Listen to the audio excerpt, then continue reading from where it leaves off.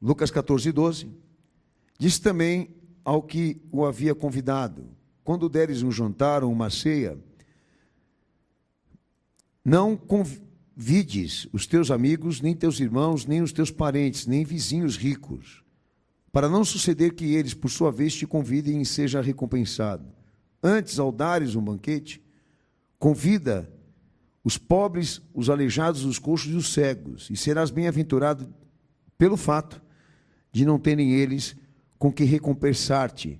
A tua recompensa, porém, tu a receberás na ressurreição dos justos. Eu já queria adiantar os amados irmãos, porque é tema do que o Senhor me pediu para tratar hoje aqui. Porque os amados percebem aí que o Senhor, ele direciona a exortação e a crítica por uma realidade social que existia lá entre os judeus, e o que aponta que era muito de costume dentro do judaísmo, de que os banquetes e as reuniões elas fossem usadas com objetivos políticos, sociais e econômicos. Então, o entendimento do que o Senhor tratou aí, que é um contraste do evangelho que ele pregou com aquilo que estava no mundo em que ele se revelou, é mais ou menos esse aqui. Quando alguém fazia uma reunião, algum convite era passado de algum jantar ou algum banquete que seria servido, os convidados sempre eram aqueles que tinham alguma coisa a oferecer, que tinham do que retribuir. Um detalhe que aparece nesse texto aí é que esses banquetes e essas reuniões geralmente eram usados como uma rede de relações econômicas e políticas. E a caridade também, que o Senhor aponta aí, que para muitos ali, a caridade era um investimento de honra própria e uma forma de autoafirmação religiosa. Todos sabem aqui que o evangelho que o Senhor pregou aqui nesse mundo, ele confronta tradições e culturas, né? E o lindo aqui dessa palavra é que o Senhor define que o princípio do reino dele, da chamada redentiva, é nós servirmos, direcionados para aqueles que não têm como nos retribuir. Servirmos aqueles que não têm condições de nos devolver nada em troca. Porque, como diz o Senhor, todos seremos bem-aventurados por essa realidade, porque não estamos trabalhando aqui, em nome dessa fé e desse Senhor, com algum objetivo de nos promover ou de receber algum tipo de pagamento que sustente, alimente, honra ou interesses pessoais. Mas antes de tudo, todos sabem aqui que se trata de uma parábola, bem extensa do Senhor a nível do grande banquete, mas eu queria lembrar alguns detalhes aqui antes de entrar nesse mérito. No Lucas 14, versículo 17. E à hora da ceia mandou o seu servo dizer aos convidados: vinde que já tudo está preparado. Amém. Por que ele usa como símbolo, né? Ele usa o convite, o chamado, ele usa o banquete como forma expressiva de transmitir suas verdades. Porque naquele momento, o Cristo, ele iniciava a sua peregrinação final, que era a morte e o sacrifício expiatório pela humanidade. Já eram esses preparativos para ele, que a sua vida fosse ofertada. E ele queria que todos ali entendessem isso, que aquele acontecimento no Calvário, que o relaciona, que se cumpre sobre ele, é uma chamada de Deus sem acepção de pessoas, sem seleção. Por isso, pela fé, porque é uma chamada que não tem mérito. Então, tem dois detalhes que eu queria lembrar aos irmãos aqui. Essa convocação e essa chamada redentiva que se cumpre no corpo, na vida, na morte e na ressurreição de Cristo, ao mesmo tempo que ela se apresenta na doutrina como soberana, ela também é graça. Quando o pastor eu falo soberana, eu quero dizer o quê? Que esta obra redentiva, que esse ato e essa autoridade de salvar é exclusivo. É uma exclusividade. Essa iniciativa de Deus querer salvar o homem é exclusiva de quem representou. Eu venho dizendo sempre aos irmãos, quando nós tratamos Jesus na nossa confissão, nós temos consciência de que nós não o escolhemos nem o elegemos. Por quê?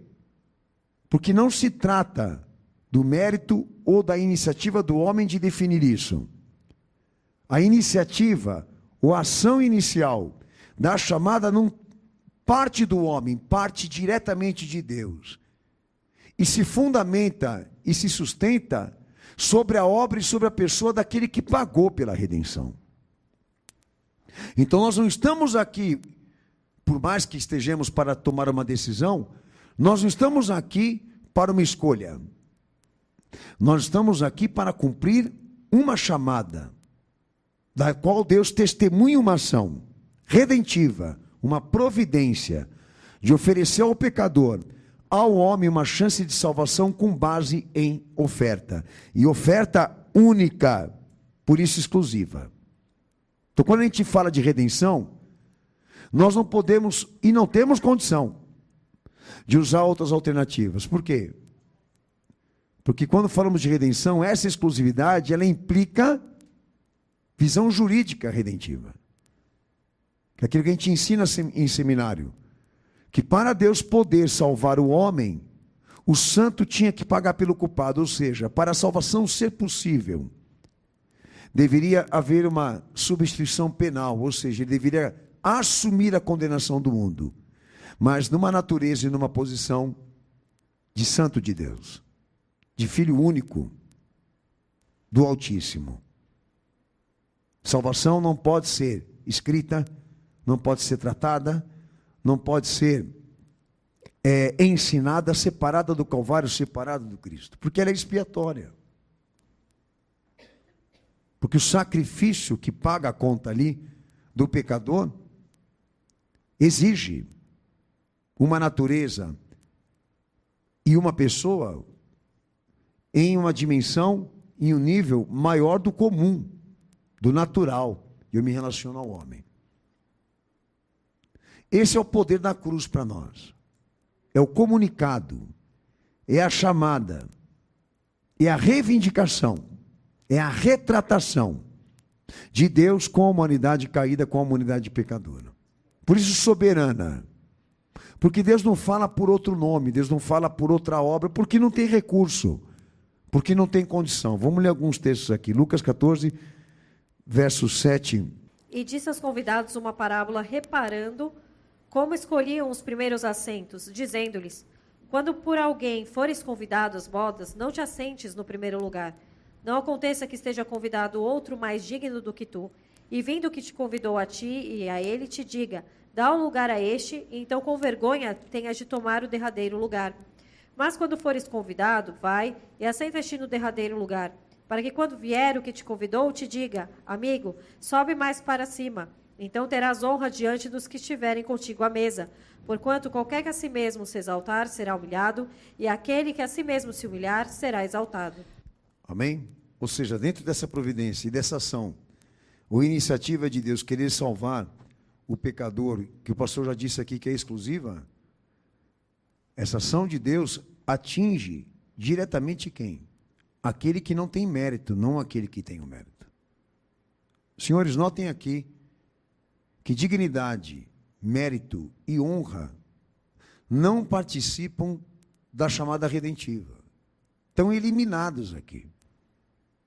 O homem não assume uma posição ali, por classe, ou por condição social, econômica, seja o que for, mas por questão de natureza. Então, quando a gente trata a redenção de Cristo voltada para a natureza do homem e natureza comprometida e caída, todos ficam no mesmo nível. E não há diferença. Mérito, honra e dignidade humana não entram na chamada. Quem entra é o pecador. Por isso, redenção. Por isso, redenção. E o Senhor está trabalhando exatamente aqui. A visão da condição. A visão e a doutrina da participação. Você quer participar? Você quer fazer parte? Pode entrar.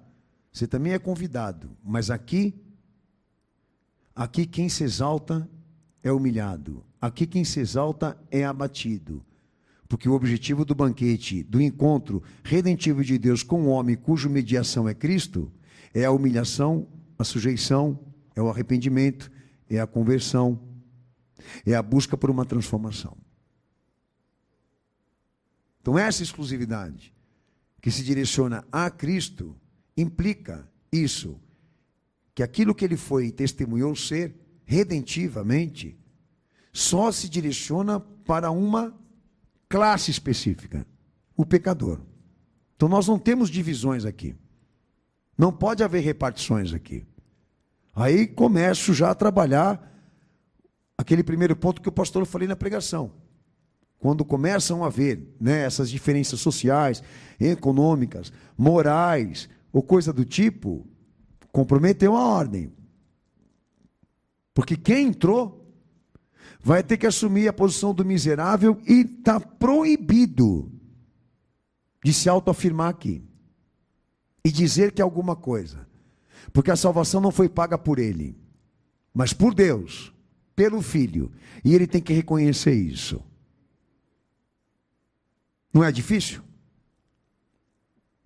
Porque nessa posição aqui, muita gente já pensou dessa maneira.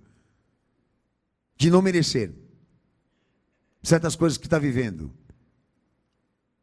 Até mesmo julgar Deus, por não estar o favorecendo. A ideia aqui da doutrina é, você numa condição de convidado, e numa posição de quem não fez nada por isso, e está aqui a convite, você não pode exigir nada. Como eu disse aqui, dignidade, honra, mérito não participam nessa obra exclusiva do Cristo. O objetivo é a diminuição, não é a exaltação. Daí muita gente vai começar a pensar da seguinte forma: então não compete, não compensa. E para a igreja então? Para a tua igreja, pastor. Porque eu procuro me estabelecer, e não isso. Perder mais daquilo que sou. Oferecer ainda propriedades da qual me sacrifiquei a vida toda, de propriedades pessoais, da qual eu sacrifiquei a vida toda somente porque um homem morreu na cruz. Então, perfeito. Para você. Vai para outra religião. Aqui, você vai ter que aprender a viver na fé. E vai precisar amar. E reconhecer. E se sujeitar àquele que pagou pelo direito de você estar aqui. Da maneira como você tem de recompensá-lo, é assumindo essa posição de sujeição, de humildade e humilhação e diminuição de honra e mérito, para que ele seja engrandecido. Porque todos que estão aqui não são nada sem ele existir.